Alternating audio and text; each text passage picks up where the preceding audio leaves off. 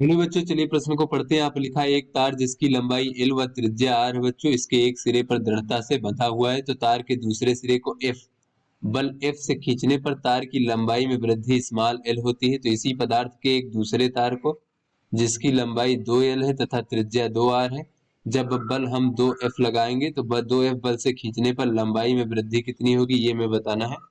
तो चलिए बच्चों, इस प्रश्न की मूल अवधारणा को हम देख लेते हैं। तो बच्चों, हम यहाँ पर देख लेते हैं कि किसी भी पदार्थ का जो व्यंग प्रत्यास्थता गुणांक होता है, जिसे हम y से प्रदर्शित करते हैं, वो अनुदैर्ध्य प्रतिबल और अनुदैर्ध्य विकृत के अनुपात के बराबर होता है बच्चों। तो इस प्रकार से अगर कोई हमारी वस्तु है यहाँ पर, तो इस पर बच्चों अगर हम लंबाई के अनुदिश इस प्रकार से बल लगाते हैं बच्चों, तो इसमें अनुदैर्ध्य प्रतिबल उत्पन्न होगा बच्चों इस प्रकार से।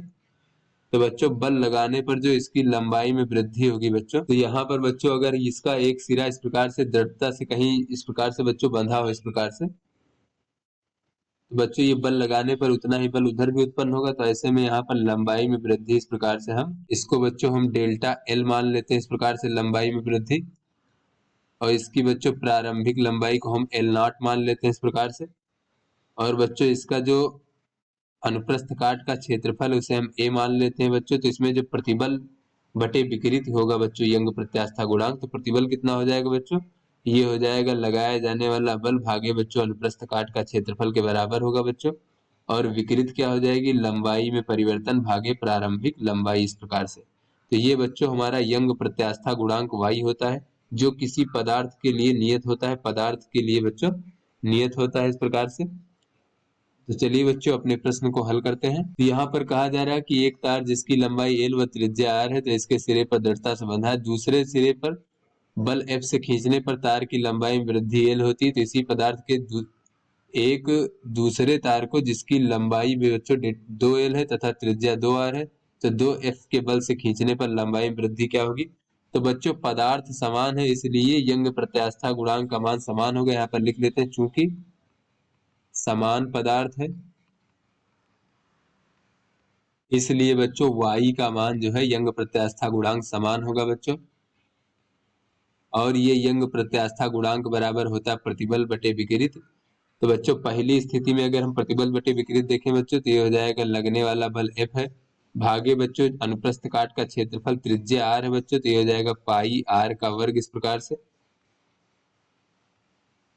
तो ये बच्चों प्रतिबल हो गया। विकृत देखें तो लंबाई में वृद्धि L है और प्रारंभिक लंबाई L है इस प्रकार से। तो बाद में बच्चों अगर हम प्रतिबल देखें तो लगाया जाने वाला बल 2F है बच्चों, और अनुप्रस्थ काट का क्षेत्रफल हो जाएगा पाई गुणे त्रिज्या का वर्ग, तो बाद में त्रिज्या 2R है बच्चों, तो यहाँ पर हो जाएगा 2R का वर्ग।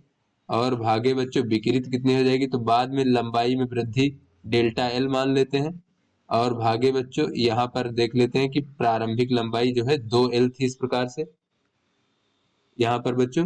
तो लंबाई में वृद्धि हमें ज्ञात करना है, यानी कि ये डेल्टा एल का मान जो है बच्चों यहाँ पर हमें ज्ञात करना है इस प्रकार से।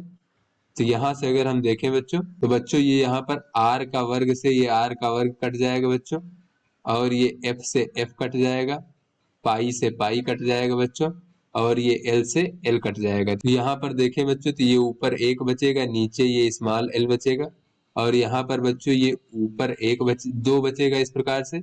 और भागे बच्चों ये 2 का वर्ग यहाँ पर 4 लिख लेते हैं, और गुणे बच्चों डेल्टा एल, और ये 2 ऊपर चला जाएगा इस प्रकार से, तो 2 हो जाएगा। तो बच्चों ये 2 दूना 4 इस प्रकार से कट जाएगा, और यहाँ से देखें तो डेल्टा एल का मान एल के बराबर होगा, यानी जो बाद में लंबाई की वृद्धि होगी वो स्मॉल एल के बराबर होगी। अतः बच्चों ये ए विकल्प हमारा सही है। तो आशा करते हैं आपको समझ में आ गया होगा। धन्यवाद।